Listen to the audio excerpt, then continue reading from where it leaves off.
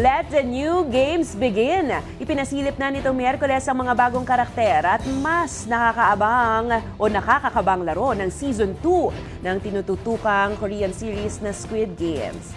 Sa simula ng trailer, makikita ang mga bagong karakter na tumanggap ng imbitasyon para muling sumabak sa mapanghamong laro. Nagbabalik din si Song Gi-hoon, kilala bilang Player 456 para sa ikalawang yugto ng labanan. Mas nakatutok ang kwento sa kanyang layuning wakasan ang nakamamatay na laro. Asahan ang mas matinding aksyon at nakakakabang eksena kasama ang iconic na red light, green light game at mga bagong challenges na may kapalit na premyo. Kaya tanong ng lahat, kakayanin kaya ni Player 456 na tuluyang wakasan ang laro? Sabay-sabay mapapanood yan sa December 26 sa Netflix.